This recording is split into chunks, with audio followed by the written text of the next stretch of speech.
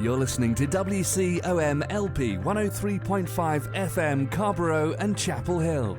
It's a Tuesday, it's 5 o'clock, and that only means one thing. It's time for another round of Snarky Faith with your host, Stuart Deloney. This is a space where we irreverently wrestle through life, culture, and spirituality, all with our heads in the clouds, our tongues in our cheeks, our hearts in our sleeves, and our feet on the ground. At Snarky Faith, the questions or even the answers are never the point. It's all about the conversation.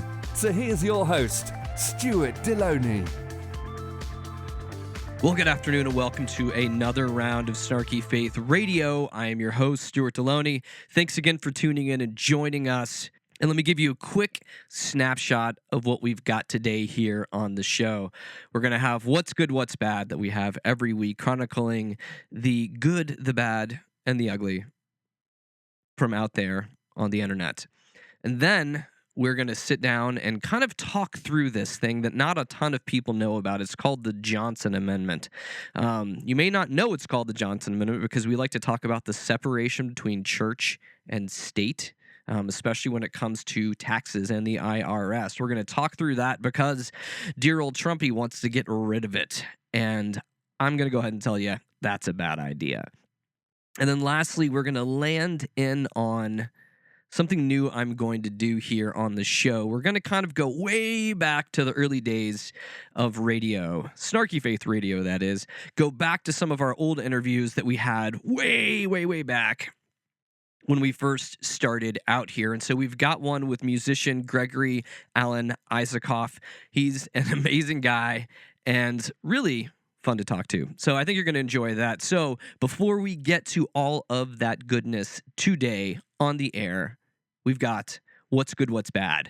And just a reminder that you can go on our website right now, right this second. Hop on over to the website and actually catch all of the links and all of the videos that are included in What's Good, What's Bad if you want to see all of this transpiring live in front of your eyes. Because kind of that's how social media, that's how video works. Video is much better when you get to watch it.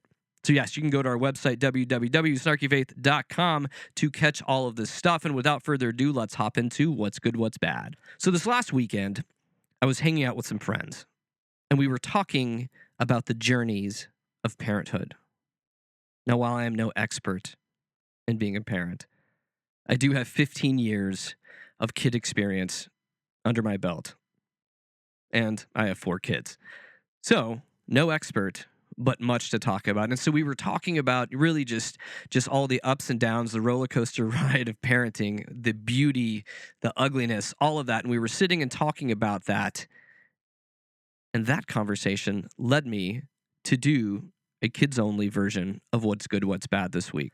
Well, first off, everything seems to be more fun when you're in Mississippi. Wait, let me scratch that. Scratch fun. Let's say insane, because I feel like most of the news we get about Mississippi on a regular basis is pretty crazy stuff. And this is one of them. So meteorologist Patrick Ellis was delivering the weather forecast on Saturday on WLBT TV when, out of nowhere, a little boy runs into the camera frame and essentially begins to start telling him that he is the king of farts and toots. Yes, it was somebody else who'd been in the studio's kid, had more or less broken loose and decided to really kind of hop into his legendary action on camera and become a fart monster. It's beautiful. You should check it out. You should watch it. Moving on. So talking about on-camera foibles when it comes to kiddos, Professor Robert E. Kelly and his interview with BBC News absolutely takes the cake. He was being interviewed about the South Korea's political upheaval, and insanity happened.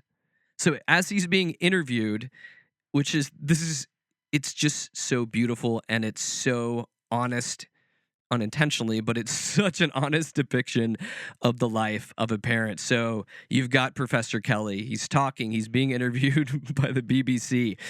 And all of a sudden, out of the corner of the frame, a door flies open in the background. And one of his little toddlers comes dancing in the room. Now, that'd be funny enough just in and of itself. But then you also have the sibling roll in a baby walker. And then, if that's not even the best part, Kelly's wife runs into frame, grabs the kids, tries to pull them out of the room.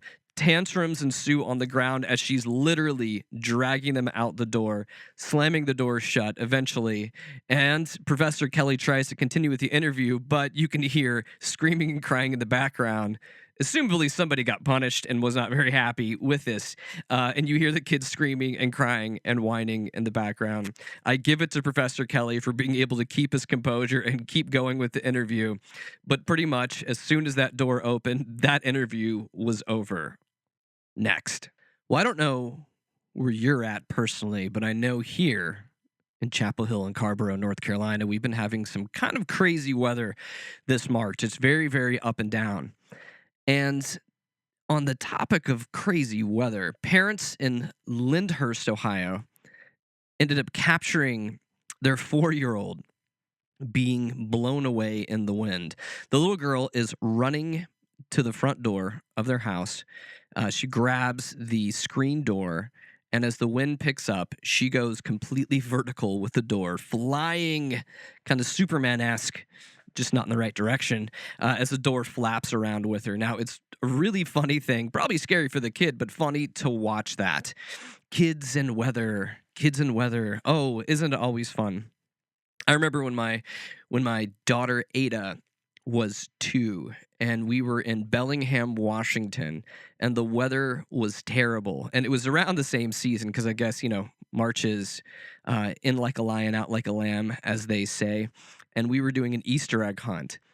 And I have no idea why they had organized an Easter egg hunt like this for the town of Bellingham, but essentially it was on a football field, which of course is great for little kids because there's really no hiding. And the weather was so bad, they said go, and the kids started running, and then you see little kids like rolling around in the wind off in all the different directions. It's adorable. Isn't it fun we watch our kids get tossed around by weather for pleasure? But speaking about weather and speaking about kids, Mashable ran an article recently called "The Trump Administration Really Doesn't Want to Face These Kids on Climate Change." And it's a great article. Links are on the website. And in the article by Maria Gallucci, they say this, I'm quoting the article. It says, central to the fight. And so this is about fighting against climate change and the Trump administration's really just love affair with the fossil fuel industry. So they say this, it says, central to the fight is a lawsuit that accuses the federal government and energy companies of failing to adequately address human-caused global warming. A group of 21 citizens ages 9 to 20 claim that the failure of the administration that violates their constitutional rights to life, liberty, and property. So if this is successful, this is kind of one of those first-of-a-kind lawsuits that could force our government to actually curb carbon dioxide emissions and help different communities around the country adapt to the effects of global warming. Now, again, we have Trump. Again, we have Trump who's in bed with the fossil fuel manufacturers, and he doesn't like this. And they want this lawsuit to actually go away. Back on March 7th, Trump's administration filed a motion disputing the earlier rulings that the children have a viable legal claim to this. And you got to love this. You got to love the moxie of these kids taking on the government for something that matters to them, for something that matters to all of us. And 2, you've also got to love the fact that Trump likes to pick fights with kids. Like, seriously? Like, the only reason I could see that this would be a fair fight would be probably all their hands are the same size, like in the fist fight version of this. But no, I give it to these kids. I give it to these kids for making this happen, for sticking with it, and taking on a David versus an Orange Goliath type of a situation. The links are on the website. Way to go, kids. Keep this up.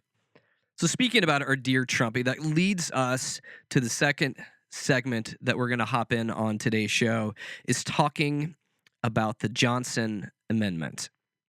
And a few weeks back at the National Prayer Breakfast, Here's what Trump had to say. The God who gave us life gave us liberty.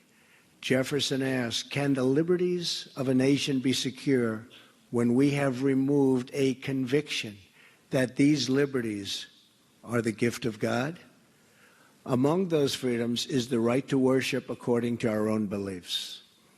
That is why I will get rid of and totally destroy the Johnson Amendment and allow our representatives of faith to speak freely and without fear of retribution. I will do that, remember.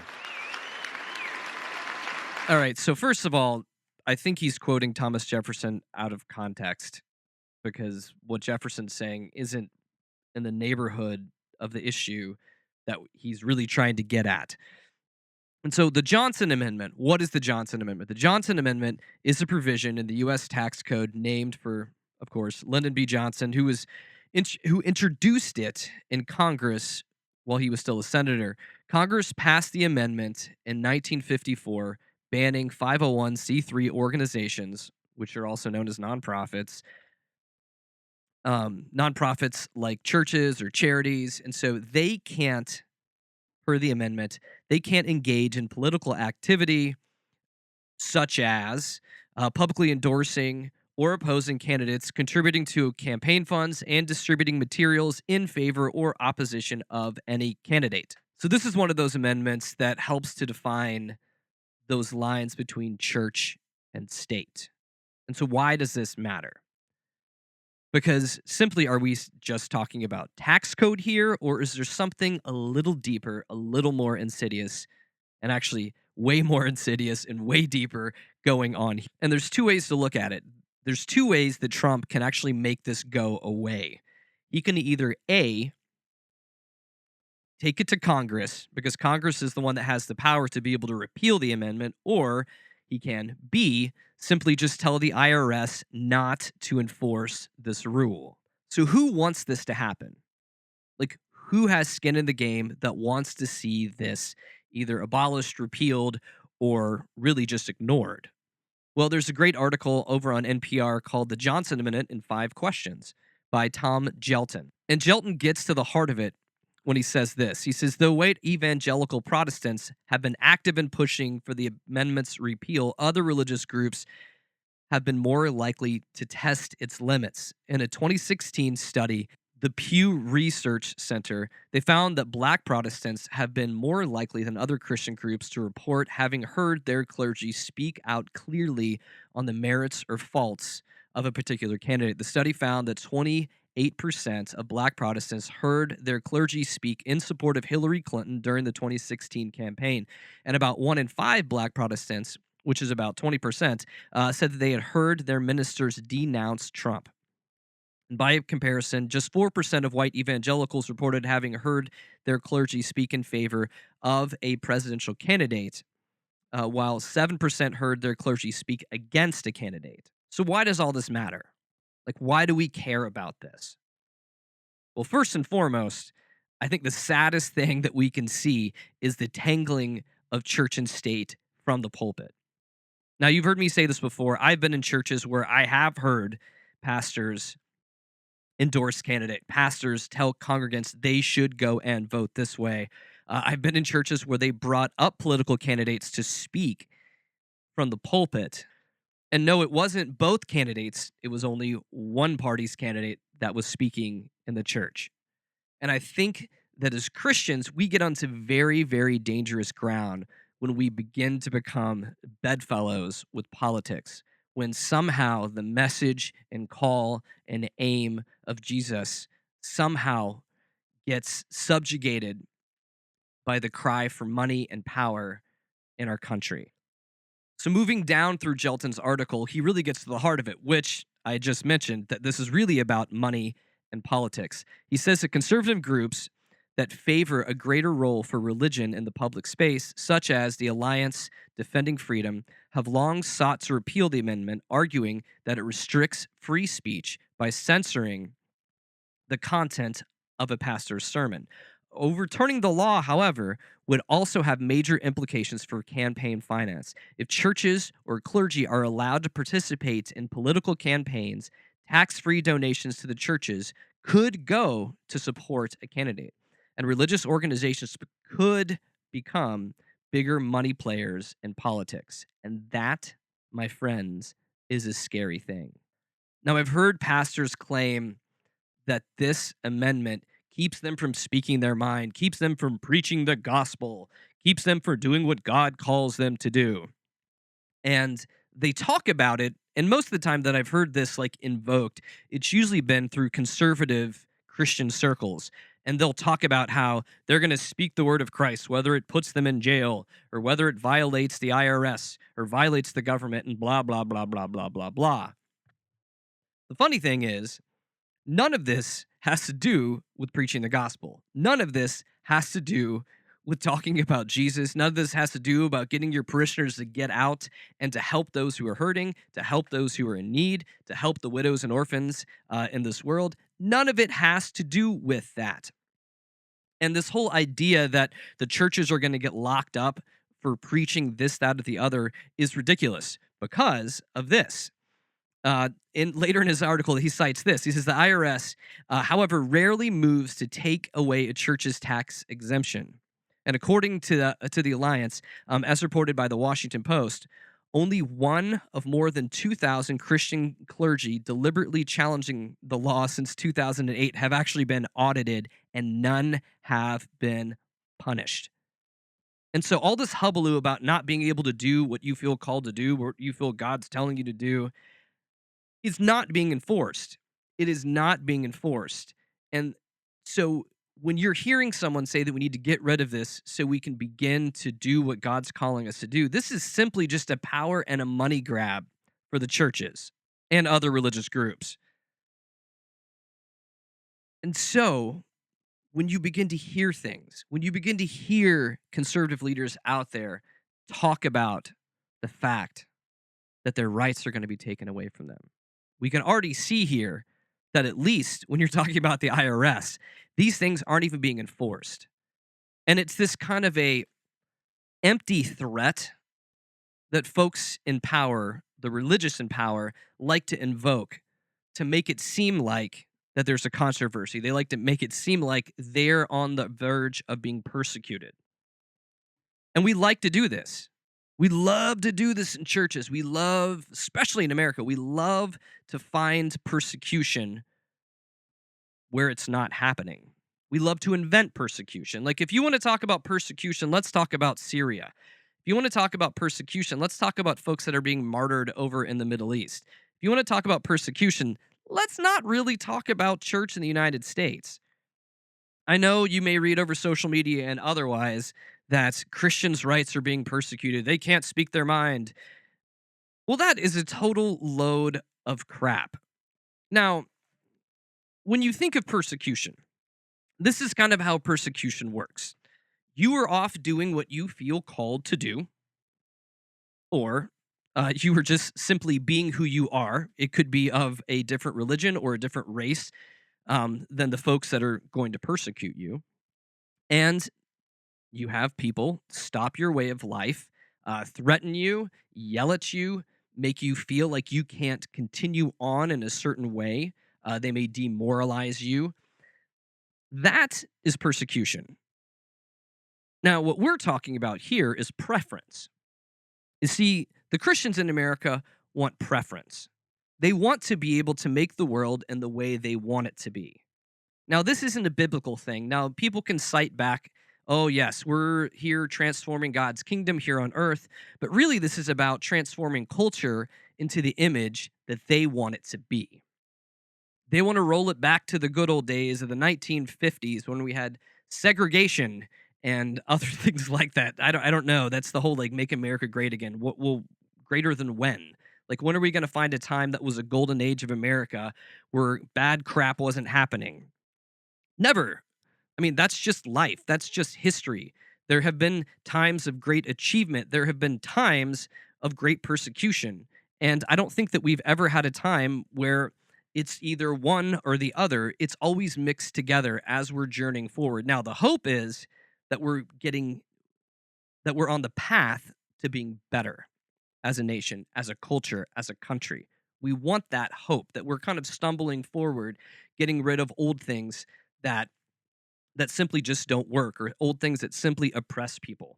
And so the weird thing is when Christians begin to want to ratchet down on culture and mold culture into their own way, like we talked about last week with like Franklin Graham decrying out against the evils of the new Beauty and the Beast movie, those kind of things. See, those are preferences. Those are simply preferences. Now, they are not being persecuted against, because again, these are what we would call first world issues. Why can't I go and pay my money voluntarily to go into a movie and have me disagree with something in this movie? That doesn't, well, fine, then just don't go to the movie. You don't have to go and boycott this or make this your new agenda or issue that you're trumpeting out to all of your followers. No, just don't go. And really, go be about the work of Christ. Go be about the work of transforming and helping your communities in tangible ways, not in fighting culture ways. Because when you're fighting culture, I I don't know what you're actually trying to accomplish besides making yourself feel great again. You see, the Christian life isn't about amassing political power. It's not about any of that. And I know I've said this like 5 times in this segment, but it's about following the ways and the teachings of Jesus. It's about helping those that need help. It's about learning to serve others that need help. It's about healing the broken. It's about being able to have eyes like Jesus has eyes when you look into your community. You see, when Jesus would look into his community, he would see those that have been marginalized. He would see those that have been forgotten. And he would make steps to reach out to them, to give them hope, to give them tangible help. That's the kind of kingdom God is talking about. God's not talking about a kingdom of preferences or a kingdom where the world looks like the way you want it to, or the world is a place that makes you very comfortable. You see, on the contrary, I think embracing the teachings of Jesus makes the world very uncomfortable to you, because one of the biggest problems we have in America is the fact that we're selfish. We're selfish, and we by and large lack empathy. If you think I'm wrong, look on anybody's, just sit and scroll down through folks' social media feeds. You can see very quickly that we have an empathy problem in America.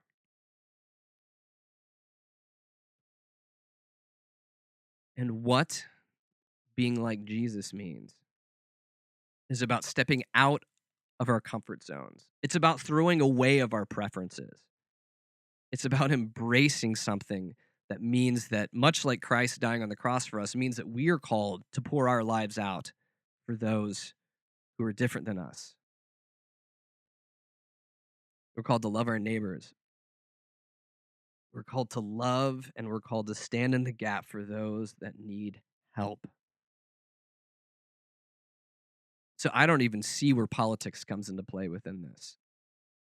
Because the problem with politics, especially when you blend it or graft it in with faith, is that it becomes about me, or it becomes about that candidate. And it becomes about them getting their control, their power, their way. And the way of Jesus is meant to really laugh at the powers and principalities of this world. We're not called to put faith in political candidates. We're not called to put faith in all of that. No, we are called to have eyes like Jesus, to pour ourselves out for those that need help, because that is an uncomfortable message. I think oftentimes pastors would rather preach fake morality or decry issues and culture from the pulpit because it requires nothing of them. It is easy to sit and turn the pulpit into a critic's chair, where you are able to just sit and call out all the bad stuff that's happening outside the walls of that church. And that's a dangerous place to be, because once you get to that place, you are no longer on message with Jesus. Christ's mission is no longer your mission. And that's kind of a big deal. It's kind of a big deal when the one that you profess to follow, that you don't follow what they tell you to do, and you don't look anything like them. You see, things like this are just silly and sad, much like our president. We're getting caught up in things that aren't actually trying to change the world. And even if we want to talk about this on a strictly political spectrum, I would rather our politicians go out and fix the problems that we actually have and not create more problems. So much of the time that we that politicians spend, that we're seeing on a regular basis right now, on every news cycle that we're hearing every day when I open up the news on my phone or on my laptop, it's about stuff that doesn't matter. They're investing so much time and effort into things that prop them up and not help us as constituents. So back to money and power, which is at the heart of this issue, which is at the heart of this idea of repealing the Johnson Amendment. And make no mistake, this isn't an issue of free speech. This is an issue of money and power. Repealing the amendment or ignoring the amendment can actually turn churches and nonprofits into political power players. The entire reason that churches and nonprofits should exist should be solely about the mission that they've established themselves to do. A church should be about the gospel of Jesus Christ and about bringing that message to the people, and should be about walking it out and helping to transform communities. Nonprofits, whatever they're established for, they should go and do what their mission is. You see, if churches want to become political organizations, guess what? Just don't be a nonprofit. Just drop it. Just drop your 501c3 status. Don't get your tax breaks, and then be as political as you want to be. That's the simplest answer to all of this. You see, you can't have it both ways, and that's what they want. They want to have it both ways. And it's simply not how it should work. And it's a scary thing when our pulpits are going to turn into political machines. That's all I got to say on that one. And next up, I teased this at the beginning of the show, and we're in, I don't know, I think we're somewhere in the 140s of episodes that we've actually created here at Snarky Faith. We started out being called Pub Theology, and then migrated over to being Snarky Faith. And this is one of the first interviews I actually did with somebody that you would call famous. So be kind on this, because I would hope to say that as you've listened to other ones, he's come a long way in all of these years. Yeah, this is like 3 years ago. But I wanted to be able to bring this into the consciousness, because I think there's some great interviews, there's some great messages out there that you guys may have missed. So here from the Snarky Faith Vault is our interview with singer-songwriter, folk musician, Gregory Alan Isaacoff. So today I've got the pleasure of talking with folk singer-songwriter Gregory Alan Isaacoff. His newest album, The Weatherman, came out in July, and he's currently on tour. And this Friday, October the 4th, Gregory will be playing at Cat's Cradle here in Carborough. My wife and I have had tickets for this for a few months now, and we're super excited for this. So welcome, Gregory. Thanks for having me. Oh, I'm excited for this. I'm actually excited really just for the show as well too. So this is one of those interviews that's kind of like totally selfish on my behalf, because Awesome. because I'm just really just excited for you guys coming to town. Yeah, we are too. You know, we've never been. We played, I think, one show in North Carolina, maybe a couple openers. But we've been really excited. We have some good friends over there too. We've been really excited to make it that way. So how's your tour going so far? It's been amazing. I think this is sort of the longest tour that we've done at once. You know, sort of in the past 3 months or something. Just I guess since June, like late June, and so it's been going really well. I've been really loving it actually every day. So you've got tonight. You're at Eddie's Attic in Atlanta. Is that right? Yeah, we have a couple shows at Eddie's tonight, and then I think we're in Athens the next day. Okay. Have you played at Eddie's before? It's. I mean, I've seen a couple shows there. I have. It's a great venue. Yeah, it's a cool spot. Yeah, it's a really small, kind of intimate place. Mm-hmm. So, well, let's kind of move on from this. And so I want to know more about you in this whole process. And so from what I've gathered so far, you're born in Johannesburg, South Africa. And your bio says that you moved around most of your life.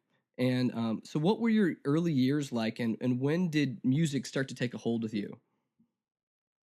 Well, I think, that it really had kind of tied into the fact that, my whole family moved to the East Coast when I was like almost 7. So, I mostly grew up here, and we moved around a lot. My dad is an engineer. He started his own business kind of in outside of Philadelphia, and so we kind of just moved.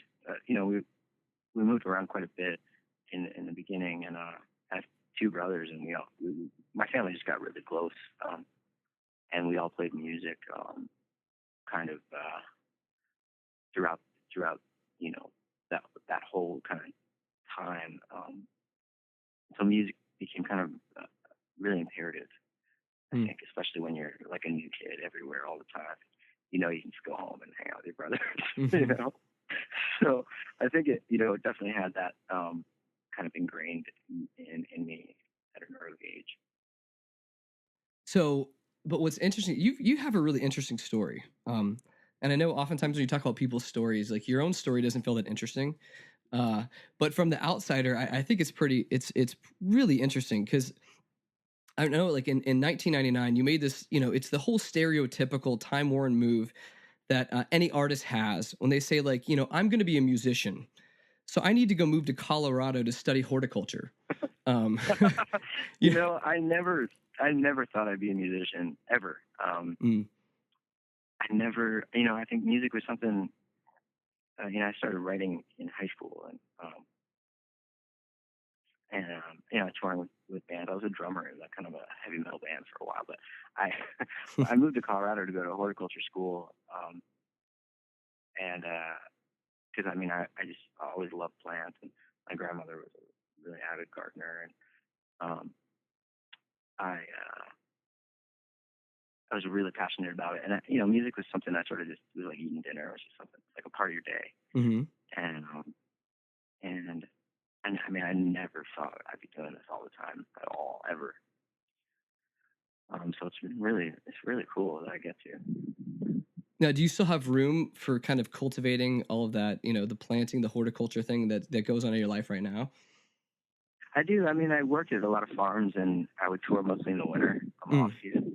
And then I had a small landscaping company. It was just me, really, kind of doing mostly food production, but people didn't want to have like bluegrass in the front of, in their lawn. I'd kind of rip it out for food for them. And so that was sort of my kind of what I specialized in. And then, we play shows after, as much as we could. I've been playing with the same group of people for a long time. And so it's amazing that we all get to do this all the time now. Mm-hmm. It is. It's but great. Yeah, I usually take summers off. A lot of times, our booking agent is really rad. And she's a good friend, so she understands me. Usually, she doesn't book things too hard in the summer, so I usually have a pretty good garden in the summer. This summer we're touring a lot, so it didn't really happen. I got a few things going at home. But. So the garden is dead right now. Is that what you're telling us? Well, actually, my neighbor, I'm paying his cable bill or his internet thing. He's watering it for me every day, which is awesome. We just got a lot of water in Colorado. maybe too much water, and we all got flooded pretty bad. The gardens are doing great.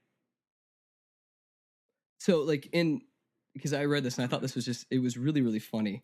Because so 2009, yeah, your song Big Black Car from the album The Empty Northern Hemisphere was featured in a 2012 McDonald's commercial. Right. I know, I which is funny because actually I went and looked it up, and the commercial is awesome. In a kind of in a bizarre way, you know, because it sets the stage, and anybody can find this on YouTube. You know, with this couple's having a romantic candlelit dinner and eating Big Macs, which is the, you know, any kind of great romantic dinner begins with a Big Mac. Well, yeah, I mean, I would hope so. But I know, like, tell me a little about like what you did with the proceeds of this. See, I think that was what was awesome, like what you did with the proceeds from that. Well, you know, we were touring with our friends Blind Pilot. We were up in the Northeast in Canada, and we played a show in Toronto. And then I guess there was a bunch of these kind of young filmmakers that got hired to do this commercial, and they called me, and they were asked if they could use the song, and I was like, yeah, I don't know, I'm like an organic farming major. I don't think that's going to work, you know. I don't know if that's like my thing. And then, so we kind of passed on it at first. I think they asked again, we passed on it. And they called back, and they're like, well, you know, I think we can give you like $40,000 or something like that. And we all kind of just sat around, and we're like, well, it still doesn't feel good. And, you know, we were all, we had a show in Steamboat. We were hanging out in the winter, and we thought, oh man, we could do such cool things with that money. I mean, there's so many, I mean, just local farmers around here could use it. And I mean, and there's just, so we kind of chose our favorite little spots and some local stuff, and then some more kind of international organic farming places.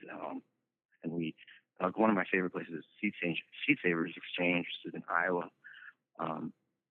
But we got to donate a lot of money to them, and it was felt really cool because we always have these fundraisers to like pay for gas, you know. And it was cool to be able to, like, you know, support some cool people. You know, I hope that, you know, it's a rare thing to get to do that because, you know, it's hard. You know, I think a lot of people have a hard time with money, and we were gonna say no, so we were like, well, let's just do it and just, you know. And just kind of support some of our heroes, you know, that are important to us. So it was a cool thing we got to do. Well, I know, but I love the idea that you did that with McDonald's money as well too. You know? Yeah, I mean, it was ironic, you know. I guess you know, it's funny. I've never really eaten at McDonald's because I grew up vegetarian, and but I mean, you know, they're sort of like the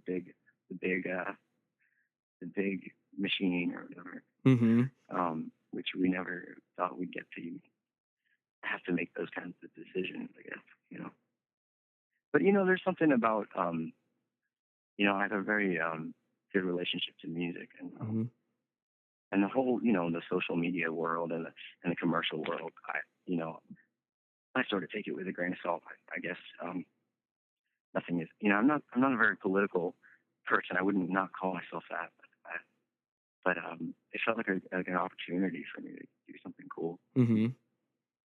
No, I had to like stay away from the internet for like 6 months because I got some kind of mean letters for a while. But it was way worth it. That's awesome.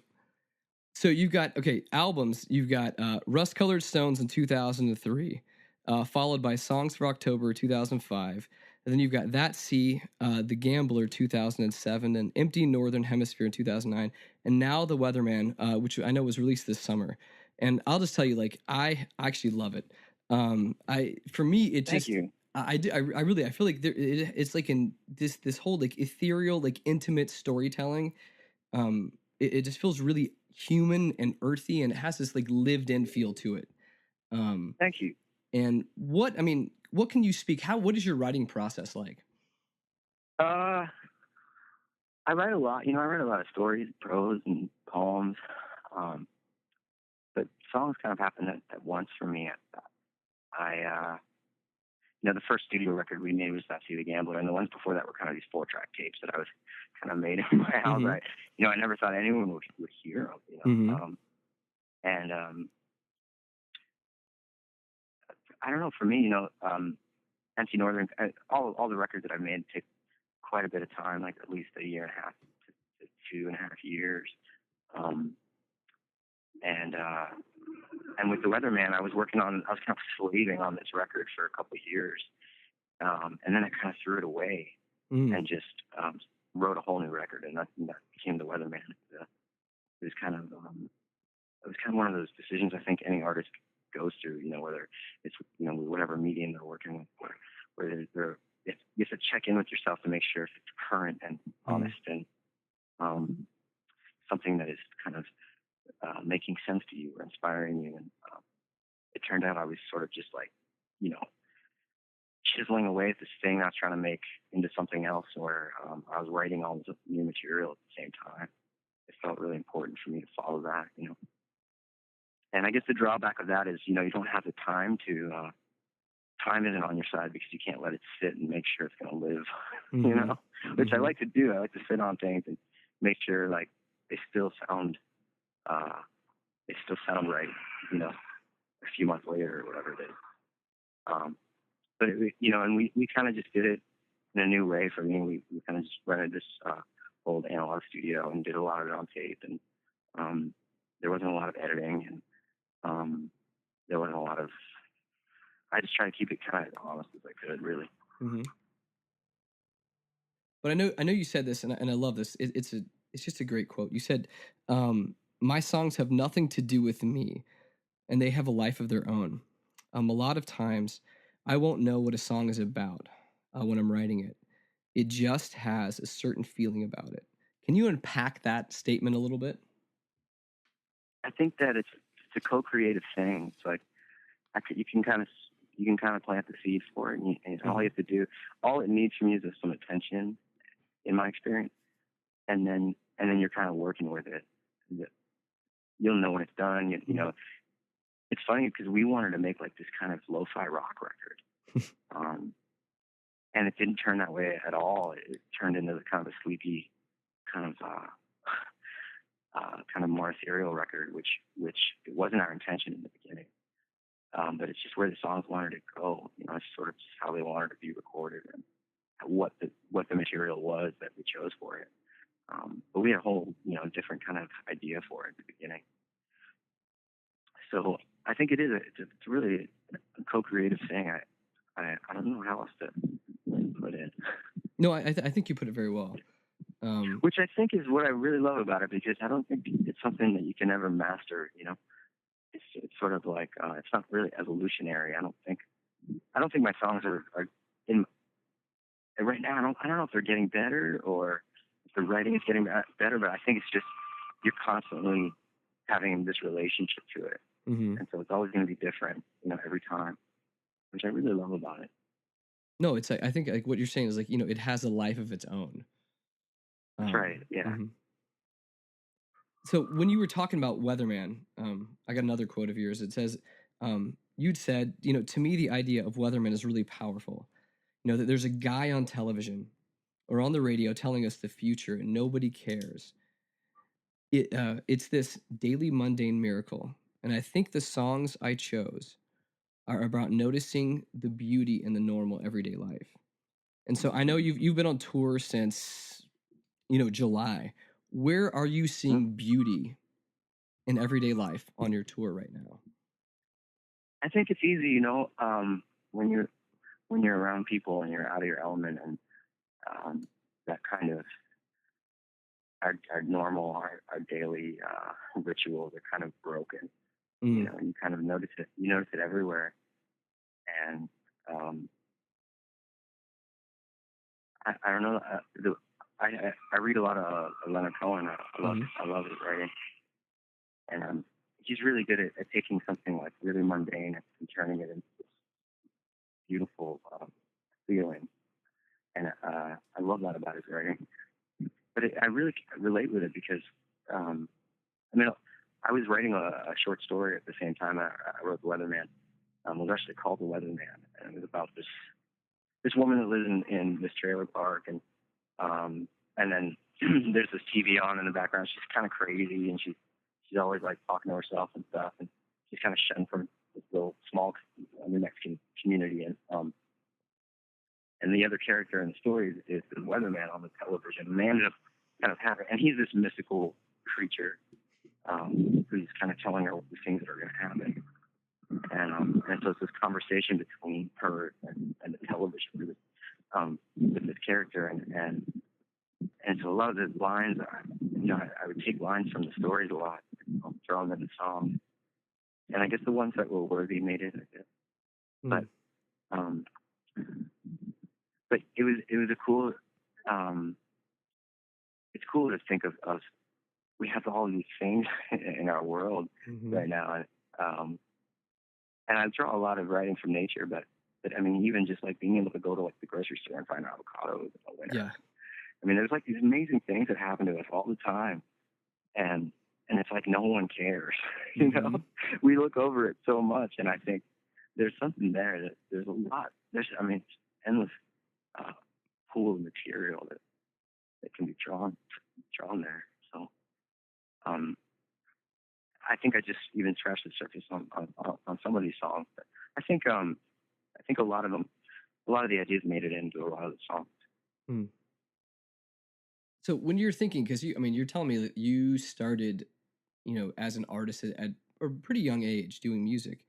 How do you feel like, especially where you're at today, how do you feel like your sound or your way of looking at music has changed? How have you evolved over the past, from there to now? I think I listen to a lot of different kinds of music, and I think music is amazing because it doesn't matter if it has words in it or it doesn't, or what instrumentation there is, or what style it is, or what like section of the record store you're in, or whatever. It's sort of just everyone's after a feeling. I think. Whether it's like really hard rock or jazz or like folk music or whatever it is, or dance music or whatever, it's like if that feeling isn't there, we're not into it. And it's an amazing thing to take something tangible and try to create a feeling that's so intangible. So it's amazing what you can do with space. For me, I think I'm attracted to a lot of space in the music, and so I'm trying to get myself out of the way as much as I can. Because I think great songs, once in a while I'll notice a really great song. It doesn't matter who's singing it. It's sort of that the singer's kind of gone in the picture.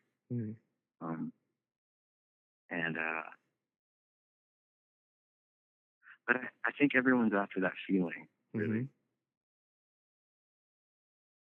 So within that, what is next for you guys? Like what is the next step? I mean, I know you've got the tour. I think that you guys wrap up like mid-November. Yeah, we're touring for a couple more weeks, and then we go home and get to play with the Colorado Symphony, which is really exciting. And then we're out with Omni DeFranco for a few weeks and Josh Ritter for a few weeks. And then that brings us up. I think next year we're doing some stuff in Europe. You have another album on the horizon as well, too? Yeah, we do, actually. There's another EP that we've been working on, and planning on putting up a live record, actually, with the Colorado Symphony that we're doing in a couple weeks. Oh, wow. Hopefully, if we all have a good day, hopefully it'll sound good. So this may sound slightly random or not, but I will just go with me on this question. So who or what has really inspired you to use the harmonica mic in your shows? Well, like the bullet. Yeah, I used to play these like 3-hour bar shows. In Colorado. There was this place called the Appaloosa Grill, and then I would go camping up in Montana. I'd go like a bar gig, kind of to pay for my gas when I was starting out. And I got this harmonica mic, and I would play harmonica through it sometimes, and then I started singing through it, and it kind of broke up the 3-hour show for me. And I was totally alone, so it was like 3 hours is a long time to play, to hear yourself, And so it kind of broke up the sound for me, and then I kind of looked at it, this other part of as this other voice or something in me. In the writing, it started coming out. Some songs really. I was like there's like a ghost walking around in all of us that has something to say, and so sometimes some songs belong to him, some songs belong to like that other person in us. I don't know. So it has this different writer's voice for me. And I use them both a lot, but like together, and kind of thin out the sound a little bit more. But I don't know. I sort of just got accustomed to doing that over the years, just playing bars, and kind of break up that time. But that's how it started, really. Mm. So, I mean, you guys have been going like since July, pretty nonstop. Like, for you, how do you find balance and peace, like in the midst of all this touring? Like, what keeps you grounded and sane? I think that the shows, really. I mean, every night, I cannot believe that people take time out of their day and a crazy schedule on a Monday night, and like ticket prices and gas and all that stuff, and everyone goes to work and they still come and hear us play. It blows my mind. It's amazing. And so I think really it's the people and getting the opportunity to play. And every time I'm just blown away by it. I think it's like it feeds us so much, and makes all the shitty traveling work for sure. Yeah.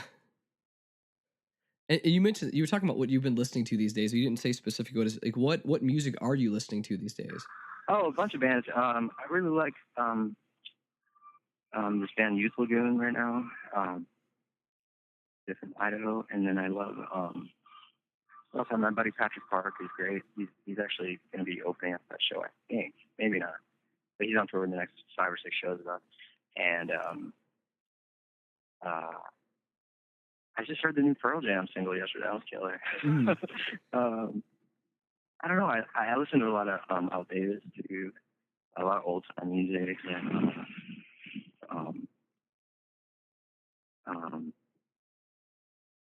I mean, I love it. I love it all. Not all of it, but a lot of it. Well, I always like to end an interview with with some sort of ridiculously big question, and you can choose to answer it however you like. You can be snarky, you can be a smart ass, you can go deep, you can go shallow. It doesn't really matter. But for you personally, like where you're at, like what is the most important question that you're wrestling with in your life right now?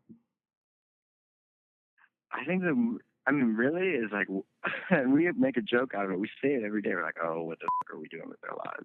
And I think that I'm 33, and that never has gone away. I mean, I was a gardener for a long time, and now I guess I'm a musician. And I don't think I know. And there's this kind of deep sense of insecurity that I think everyone has in their lives at some level of like, what am I? Because there's so many amazing things to do. I mean, even in college, like picking a major could be like this big tragedy, because you're like, I'm closing all these cool things that I could learn about, and I think it's never gone away. It's always under everybody, I was like, what are we doing? What are we doing? And I visited this potter, the studio in Fayetteville, Arkansas, and I was like, you're a potter? Oh my God, like that is so rad, I could just drop everything and like learn how to be a potter, that would be awesome. And it's kind of always on my mind, like, how many amazing things there are to do. And and I'm like, sometimes I question, those are sometimes the big questions, Well, Gregory, thanks so much for your time. Oh, yeah, thank you for your time. That was really fun. Yeah, and I know for everyone else, just a reminder that Gregory Alan Isaacoff will be playing at Cat's Cradle this Friday. If you're listening to us through podcast, do yourself a favor also and check him out on iTunes. He's one of those artists that I always seem to enjoy and continues to surprise me. So thank you very much, Gregory. Thank you. Well, that's all I've got this hour. We will catch you again next week. And just a reminder as I end this broadcast that you can catch all of these episodes, all of the past episodes on podcast at www.snarkyfaith.com. You can also catch us on Facebook and Twitter, and we love to interact with you guys, our listeners. I love getting emails. So if you have questions, if you have critiques, if you have whatever you want to say, feel free to message us at questions@snarkyfaith.com. That's all I got this week, and I will catch you guys again next week. I'm out of here. WCOM is listener-supported community radio, and Snarky Faith is only possible through our sponsors. Aqueduct Conference Centre was established in 1978 as a peaceful destination for small group meetings, special events, conferences, retreats, and weddings. For more information, go to www.aqueductcc.com. We are also sponsored by Lumen. Lumen, a spiritual community of seekers, sojourners, question askers, doubters, and skeptics, is a collective of fellow travelers that embrace the truth that all life is sacred, hope is real, and tomorrow can be better than today. All are welcome. You can find more information at www.lumencommunities.com.